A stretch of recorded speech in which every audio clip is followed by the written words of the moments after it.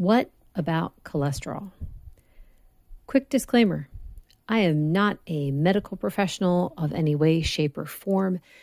Anything that you hear in this video should not be taken as medical advice. Everything I'm posting is what I've done research on and what I've seen for myself. Also, this is not a comprehensive talk. There is far too much information to cover it all. I encourage everyone to do your own research. I will be posting links in the description so that you can find the information, but also look it up yourself. So let's get started. I see the question get asked so often, but what about your cholesterol in regards to the recommendations to increase protein and fat to help get blood sugar under control?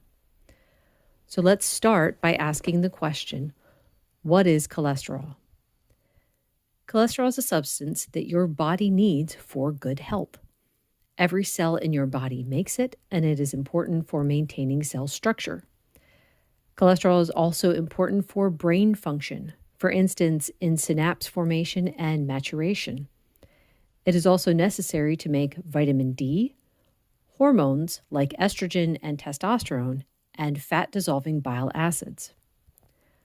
Most cholesterol is made in the liver. Very little comes from your diet. The bloodstream carries cholesterol from the liver around the body, delivering it to organs and other areas that need it. Spare cholesterol is brought back to the liver. Because cholesterol is like a fat in that it doesn't dissolve in water, it needs to be packaged up so it can be transported through the bloodstream. LDL is one kind of package that transports cholesterol out of the liver to other parts of the body. This is considered the bad cholesterol because the more there is in the system, the higher likelihood of damage going on. LDL could also run higher from genetic factors. HDL is another kind of package that transports cholesterol back to the liver. This is considered the good cholesterol because people who are healthy tend to have higher levels and because it carries other forms of cholesterol back to the liver. The idea used to be that excess cholesterol just randomly stuck to arterial walls, building up plaque and causing blockages. Further research has revealed that cholesterol actually sticks to areas where there is damage, small inflammation, in weakened blood vessels. This is how our system tries to repair damage, much like a scab forming over a cut on the outside of our body. While it is great that our body is trying to heal itself, the repair process could cause a blood clot that can lead to a blockage causing a heart attack or stroke. Thankfully, the blood clots are often small enough to just repair the damage without causing further problems. The wall of the artery heals, scars over, and forms a bit of calcification at the site. If the damage is ongoing, the scar tissue and calcifications can cause the artery to become more narrow. It can also harden the arteries, making them stiffer and thicker. This is called arteriosclerosis. That is one not easy word to say. Inflammation can form in any artery in the body.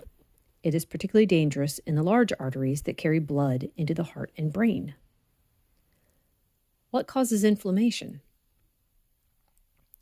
This is an extremely broad topic because there are literally hundreds of things that can cause it, from smoking and drinking, to high blood pressure and high blood sugar, to eating certain foods that don't agree with your system.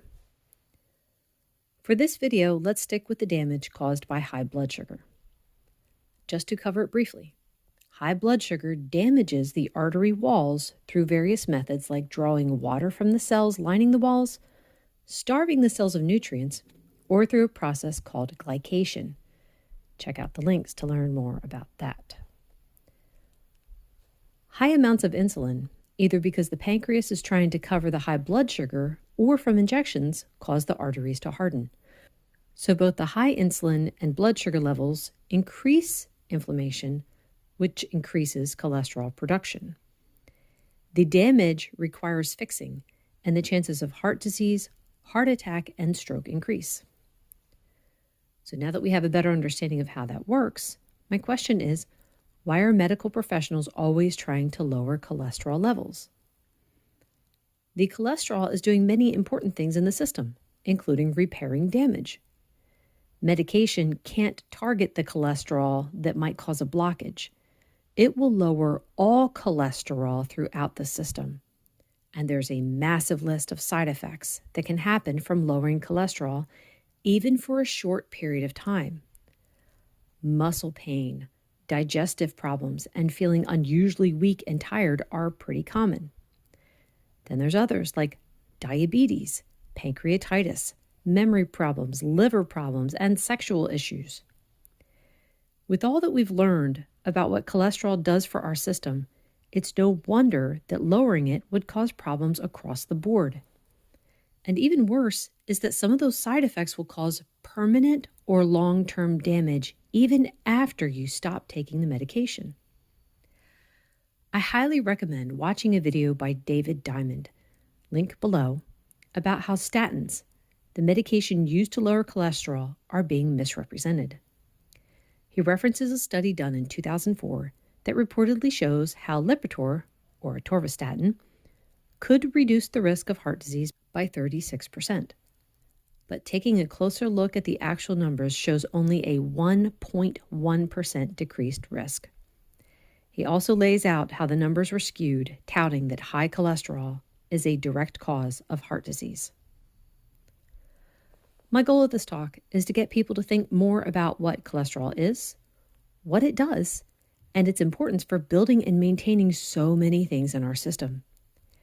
To keep it at a healthy level, we should try to remove anything that is causing inflammation in our system. A few more points to make before signing off. The idea that the lower the cholesterol, the better, has often been proved wrong. There was a study in 2007, please see the link, done with 15,000 people taking medicine to decrease the bad cholesterol and raise the good. The assumption was that this would decrease cardiovascular events. The opposite happened, and they had to cancel the release of the medication. Second, a study in 2009 showed that 75% of the people being hospitalized for heart attacks had normal or low cholesterol. It was only 25% that had high cholesterol. And lastly, quick story about my own dad. In the late 80s, he was diagnosed with high blood pressure and high cholesterol. He was told to go on a low-fat diet and lower his salt intake. He came home and made the changes. He was all in. His own father had passed away at the age of 45 from a heart attack, so my dad took this seriously.